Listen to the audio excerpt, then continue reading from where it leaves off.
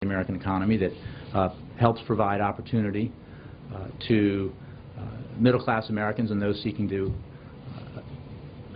enter the middle class. He certainly believes that programs like Social Security and Medicare And I would ask unanimous consent that proceedings under the call be dispensed with. Without objection. Mr. President, earlier today I voted against invoking cloture on the motion to proceed to a 6-month spending bill, a stopgap measure. And I want to explain to my colleagues and my constituents why I voted that way. I am deeply disappointed that the Senate has been unable to complete the annual appropriations bills on time before the start of the new fiscal year. This is a failure that only reinforces the public's perception of gridlock in Washington. Mr. President, it's not as if the start of a fiscal year is a surprise to members of this body. It happens every year on October 1st. We know that the spending authority is going to run out, and we know that one of the most important responsibilities of the Congress is to pass the appropriations bills. While the House of Representatives has managed to pass 7 of the 12 annual spending bills, the Senate Majority Leader regrettably has not brought a single regular appropriations bill to the Senate floor for consideration. It's important to note that the Senate Appropriations Committee did its job. Thanks to the leadership of Chairman Inouye and Vice Chairman Cochran, we have reported 11 of the 12 appropriations bills, in many cases with strong bipartisan support. For example, as the ranking member of the Appropriations Subcommittee on Transportation and Housing and Urban Development, I worked very closely with the subcommittee's chairman, Senator Patty Murray, to craft a truly bipartisan bill for fiscal year 2013. The T-HUD bill strikes a balance between thoughtful investment and fiscal restraint. In fact, this bill honors an allocation that is nearly $14.5 billion, or 22% less than fiscal year 2010 levels. These deep cuts reflect an even deeper commitment to getting our fiscal house in order. I'm proud of the work that Senator Murray and I did on this bill and the strong bipartisan vote of 28-1 this bill received from the Appropriations Committee this past April.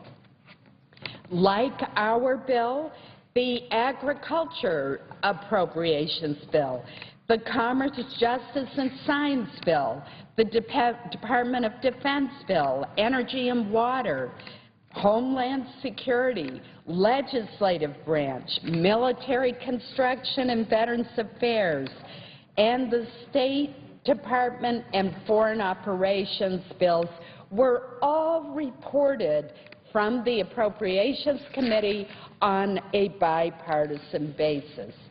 In putting together all of these bills, the Appropriations Committee functions the way committees are supposed to. We work together to develop thoughtful and fiscally responsible bills that could be brought to the full Senate for consideration, debate, amendment, and most likely passage. But instead, Mr. President, not a single one of those bills, not even those bills for which the counterpart had been passed by the full House, was brought to the Senate floor. I'm very disappointed that the House and Senate leaders have announced that rather than consider and complete these appropriations bills, they would instead kick the can down the road by passing a 6-month stopgap funding bill. And the House has done just that and will soon leave town. With 2 weeks left in the fiscal year, it's still not too late. There is no reason why the individual spending bills could not be brought to the Senate floor, allowing senators to offer amendments and letting the Senate work its will on this important constitutional responsibility. Mr. President, given the state of our nation's economy and the need to ensure that tax dollars are wisely and appropriately spent, it's simply unacceptable that we would agree to put our government on autopilot for the next 6 months rather than working together to establish priorities, make the tough choices to evaluate programs, and to restrain spending. Long-term continuing resolutions, such as the one we are about to consider, represent an abdication of our responsibility and often end up with government departments and agencies, particularly the Department of Defense, incurring additional costs due to delays and uncertainty. Think how difficult it is for federal managers to decide whether they can enter into long-term contracts, to consider changes in programs, to manage the dollars that they have when they don't know what's going to happen 6 months from now. In some cases, we do even shorter continuing resolutions that create chaos and additional costs throughout the federal government. As our nation struggles to recover and to regain its economic footing, we must provide more certainty by completing appropriations bills on time. I'm extremely disappointed that this did not occur for fiscal year 2013, and therefore I will continue to oppose the continuing resolution to protest what I believe is a failure of leadership. Now, let me be clear. I do not support a government shutdown, but it is unacceptable that not a single one of the regular appropriations bills has been brought to the Senate floor for consideration. Indeed, Mr. President, it has been more than 3 years since the Senate has passed a budget. This is simply wrong. We must do our work. The American people deserve better. Thank you, Mr. President. Seeing no one seeking the floor, I would suggest the absence of a quorum. The clerk will call the roll. Mr. Akaka.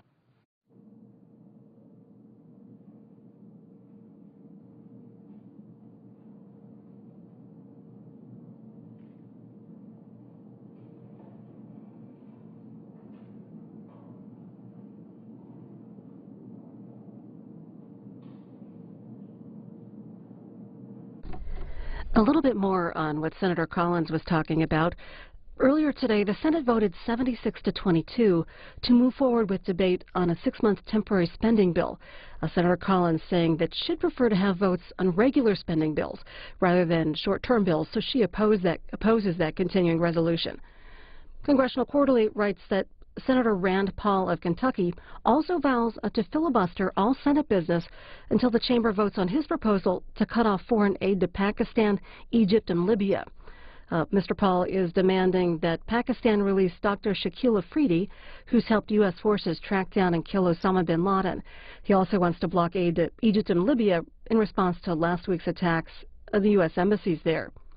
So Congressional Quarterly writing that a final vote on the spending resolution could come as early as tomorrow or as late as Sunday if Senator Paul continues to filibuster Senate action.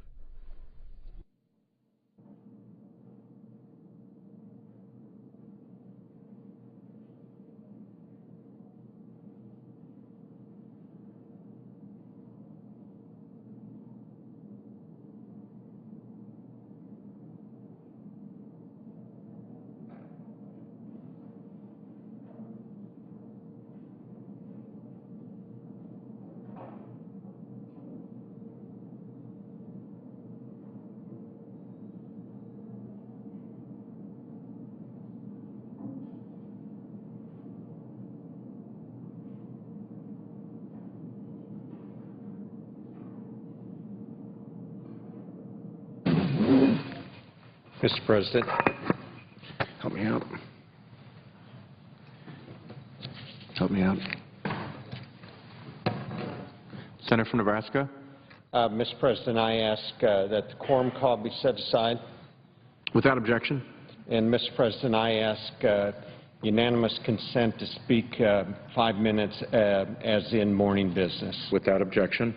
Mr. President, I'm here today to recognize two incredible heroes from Blue Hill, Nebraska, for their courageous actions amidst a terrible tragedy.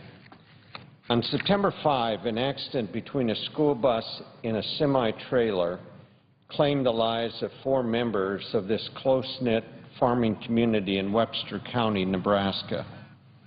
My thoughts and my prayers continue to be with the victims, their loved ones, and the entire Blue Hill community during this very, very tragic time. But through the sorrow of this terrible tragedy, a story has emerged that truly epitomizes the word hero. As one Nebraska newspaper said, and I quote, "By the grace of God, not all of the kids riding the bus home from school have been buried. But their fates could have been much different if not for 2 guardian angels," unquote. You see, there were 5 other students riding the bus on that day who, because of the selfless actions of 2 brave men, are still alive today. Ron Meyer and Phil Peter arrived on this horrific scene just moments after the crash. Immediately, the 2 bravely ran onto the burning bus, risking their own lives to save the lives of others. They swiftly and courageously pulled 5 children to safety. A nearby rancher who witnessed their actions said he is sure the 5 survivors would have encountered a much different fate had Ron and Phil not been there that day. They are guardian angels whose heroic actions will never be forgotten. There were other heroes who arrived on the scene and acted quickly to provide care, first responders who deserve also to be commended. First responders risk their lives to save others each and every day, just as our gratitude to them should be expressed throughout the year. But special recognition is owed to average citizens who happen upon horrific scenes and do heroic things. Though Ron and Phil would never ask for it, many in this community have called for their heroism to be recognized and to be honored, and I could not agree more. Their willingness to risk their own lives to save others serves as a source of inspiration for all of us. So I'm honored to call them my fellow Nebraskans, and I want to say personally, thank you. Thank you for your courage and your selflessness. Acknowledging their heroism in no way lifts the grief and the sorrow that gripped the community and our state after this crash. I pray that God brings peace and healing to all those who have been affected. But because of Ron and Phil, my prayer is also a prayer of gratitude. I thank God for these heroes. I know that no recognition can adequately convey the gratitude felt by the families of the 5 children whom they saved from this burning bus. But, Mr. President, I stand before you today on behalf of the Blue Hill community and all of my fellow Nebraskans to offer my deepest appreciation to Ron Meyer and Phil Peter. May God bless them, and God bless all those affected by this terrible crash. Mr. President, thank you. I note the absence of a quorum. The clerk will call the roll. Mr. Akaka.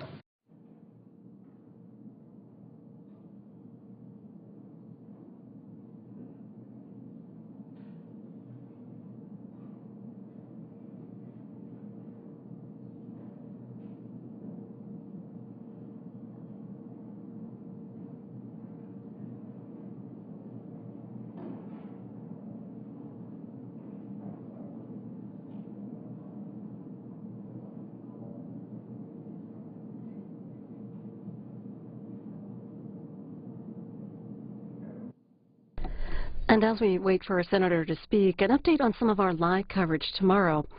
An internal Justice Department investigation into Operation Fast and Furious released today singles out 14 different officials for criticism and possible disciplinary action.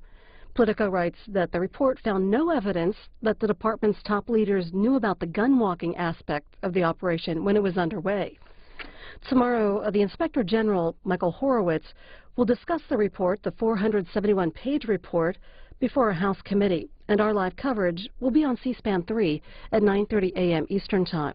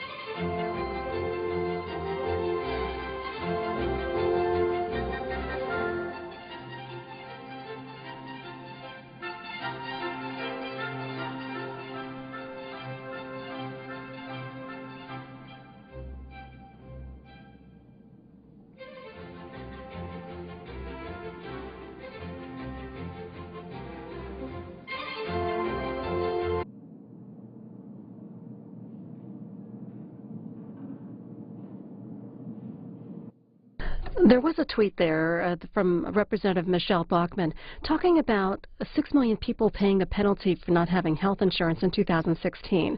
A story in Congressional Quarterly says that the Congressional Budget Office says that that is an increase of 2 million since the agency's last estimate in April 2010. About 85% of that increase is because of changes resulting from higher unemployment rates, lower wages and salaries, and the effects from laws passed since 2010, according to the CBO.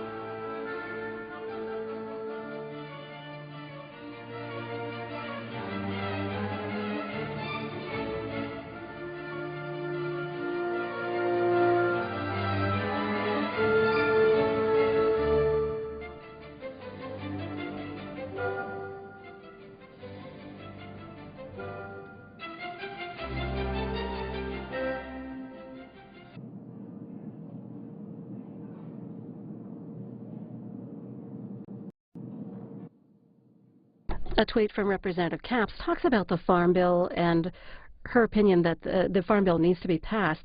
A story in Congressional Quarterly yesterday said the law currently governing the nation's farm and food policy now seems destined to expire at the end of the month, with congressional leaders opting to delay the fight over how to reauthorize those programs until after the elections.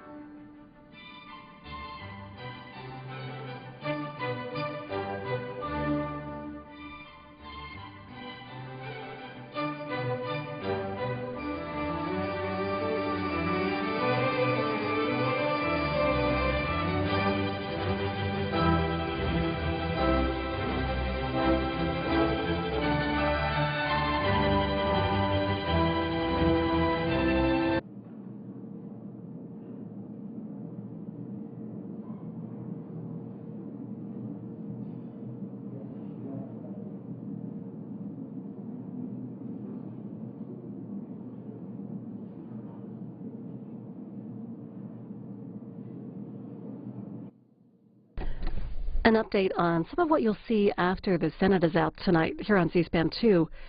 The Senate Foreign Relations Committee held a confirmation hearing today for Robert Stephen Beecroft, who's nominated to serve as U.S. Ambassador to Iraq.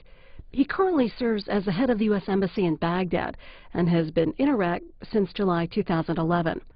You can see that at 8 p.m. Eastern Time here on C-SPAN 2 if the Senate is out.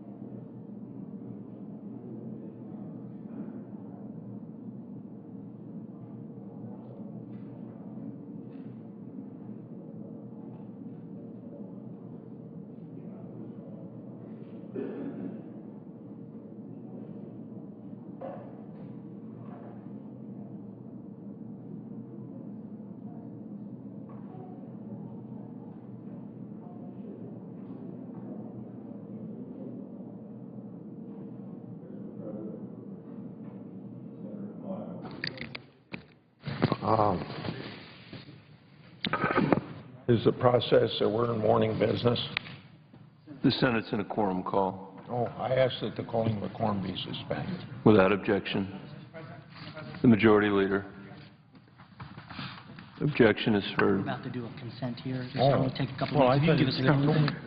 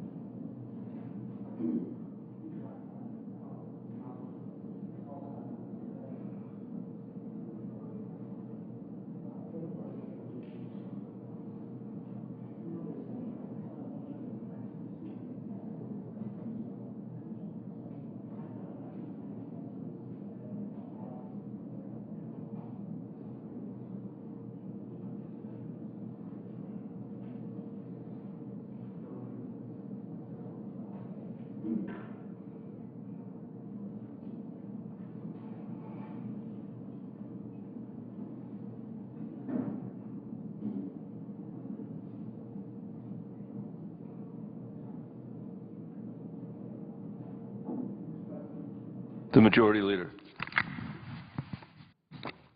That the call can be terminated. Without objection. Excuse me. Mr. President, we're trying to finish all the issues, work through the issues that we need to address before we can finish this work period. I want to make very clear to everyone, as I said a couple hours ago here on the floor, we can finish all of our work tomorrow. But if we don't finish it tomorrow, we're going to continue to work on Friday, Saturday, Sunday, Monday, and Tuesday until late in the afternoon. We have to get done a few things that are important. I know there are a lot of things that we aren't going to be able to do, but that's the way it's been all Congress. I'm prepared now to ask consent to move along on one very significant part of what we need to do. The consent that I will read into the record just in a short time addresses voting on the continuing resolution that we need to do to keep the government running, and addresses getting votes on the very different concerns of others who've sought to hold up consideration of the continuing resolution. I believe that with this consent, we have gone that extra mile. Senator from Kentucky, the junior senator from Kentucky, Senator Paul, has been said to be holding up everything. We have 2 ambassadors, American ambassadors, one to Iraq, one to Pakistan. You would think that we should be able to get this done. We have had something that is extremely important, sponsored by, I think, 81 senators, a containment resolution relating to Iran. So, without belaboring the point, I have worked things out with Senator Paul.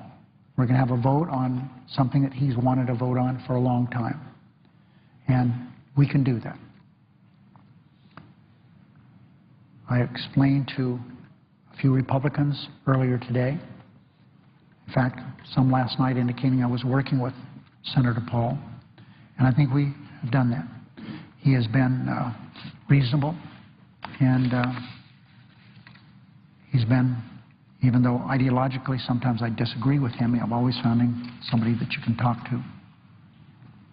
So I would be terribly disappointed, Mr. President, if this person who's been said by the Republicans to be holding up everything now isn't holding up everything.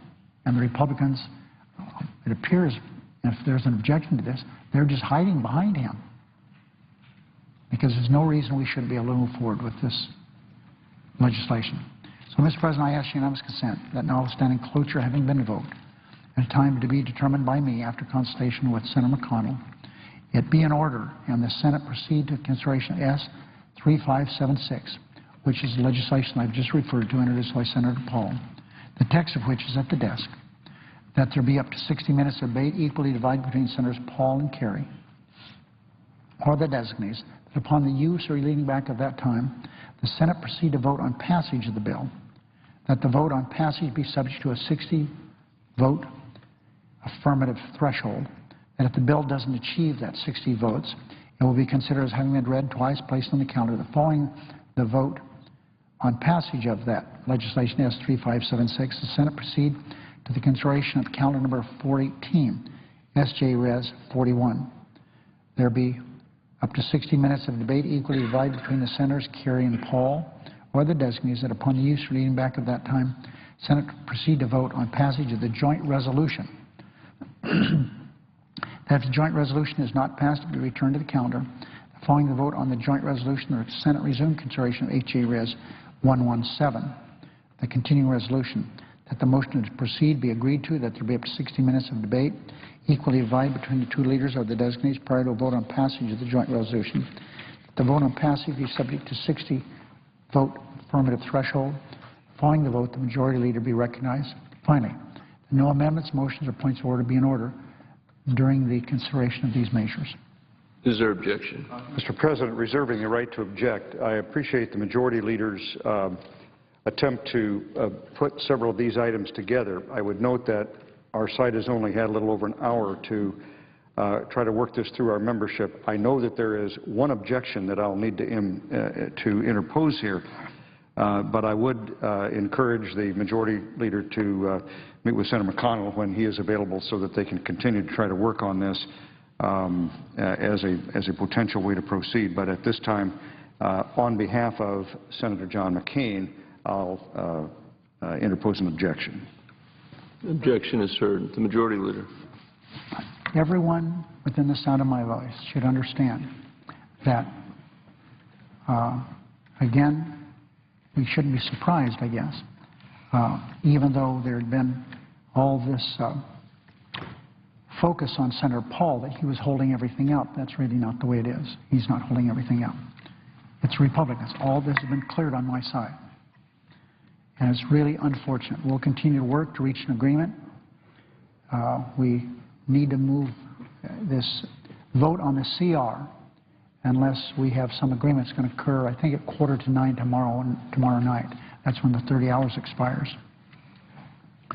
And so I think that we need to continue to see if we can work our way through a logjam that the Republicans have put up here. And if nothing happens, we'll be out of here a little bit tonight and proceed to vote tomorrow night. But Rand Paul's not holding things up, as has been the rumor around here for weeks. Mr. President, on July 25th, the Senate conducted two important votes on dealing with the so-called fiscal cliff. That day, the Senate voted on extension of the tax cuts enacted in 2001, 2003, and 2009. Democrats and a majority of the Senate voted to extend tax cuts for 98% of American families, while at the same time reducing the deficit by $1 trillion over 10 years. Republicans, on the other hand, insist on a vote on their plan, a plan that provided tax breaks averaging $160,000 for millionaires, at the same time that it increased taxes by $1,000 for 25 million middle-class families. So on July 25th, we held votes on those two plans. The Senate voted down the Republican plan on a bipartisan basis by a vote of 45 to 54. The Senate passed the Democrats' plan by a vote of 51 to 48. Since then, the House of Representatives also voted on this matter, and the House sent the Senate its revenue measure. Now that we have had the debate, the votes, it's time to go to conference with the House. The Senate has voted, and so has the House. It's time for us to resolve our differences. We believe that the tax extenders should not apply to people making more than $250,000 a year. We should extend them for the people who are making less than $250,000 a year. So let's have a conference on this. This process would be important. Unfortunately, I'm sorry to say, Mr. President, my Republican friends often place roadblocks in the way of routine Senate business. It was long ago that this would be simply routine. Just last week, Moody's said it would probably cut America's credit rating if congressional leaders couldn't reach an agreement to address the fiscal cliff and produce long-term deficit reduction. The bill that the Senate passed in July is a big part of dealing with that fiscal cliff. And the American people deserve their leaders to move to advance this legislation. And that's why I am going to ask the following consent, which is simply going to conference on a bill that has passed the House and a bill that has passed the Senate. So I ask unanimous consent the Senate proceed to calendar number 502, H.R. 8, that all after the enacting clause be stricken, the text of 3140 S3412 be a bill to extend the tax cuts that I've referred to, 2001, 2003, 2009, for 98% of Americans and 97% of all small businesses, which passed the Senate on July 25th, be inserted in lieu thereof, that the bill as amended and be read a third time passed.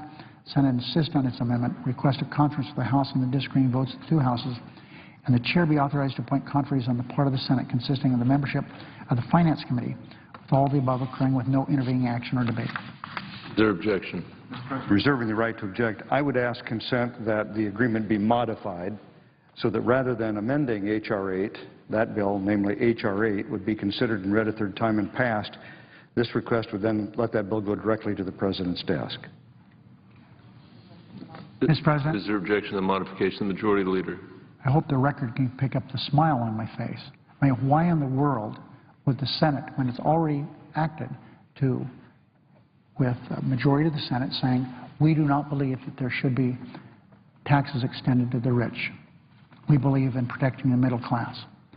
And so why in the world would we agree to extending all these tax cuts? We can't do that. That was a bipartisan vote set out in the Senate. That was the Senate's position. We're asking simply to go to conference on the Senate's position. The other side is insisting the minority position prevail. That's an unusual situation. And that's not the way democracy in America works. So I would not accept his modification of my request. Is there objection to the Senator's original request? Senator from Arizona. As I understand, the unanimous consent request of the Majority Leader is that we have 60 minutes equally divided and a vote on a random amendment. Is that correct? Is that correct? Part of the unanimous consent agreement? It would be 60 minutes on the amendment equally divided between Senator Kerry, Senator Paul. If the Senator wants more time, we're not doing much now. We could have more time. I would hope that the Majority Leader would have some understanding that we're talking about cutting off aid to several countries who are our allies, which could have an incredible effect on the entire Middle East, and the Majority Leader wants to have a 60 minutes equally divided on a measure that, if passed, would have the most draconian effects on the entire Middle East, a country a part of the world that is in turmoil now, and the Majority Leader wants to have 60 minutes equally divided, and with no amendments, obviously, as is the Majority Leader's practice, is not to allow any amendments. I may want to amend it. would like to have a side-by-side. This is an issue of the utmost gravity and the utmost importance, and the Majority Leader wants to have an hour equally divided. It's absolutely mind-boggling, I say. And I think that if we are going to cut off all aid to several of our allies, including the the Camp David agreements, which called for aid to Egypt, including an ally in the region called Libya that we've just lost our brave ambassador, and the Majority Leader wants to have 60 minutes equally divided, and with no one allowed to have any amendments, second degree, side by side, and then says Republicans are at fault? Well, I tell you, I've watched this Senate, I say to Majority Leader, deteriorate in a way that's almost spectacular. And now here we are, on the day before the Majority Leader wants us to go out of session, and we're supposed to just have a vote on an amendment that has the most profound effect on this nation's security with 60 minutes equally divided. I don't have a smile on my face. I don't have a smile on my face, I tell the Majority Leader. I have a look of incredible dismay and disgust. Majority Leader. It would seem to me that the Senator's concern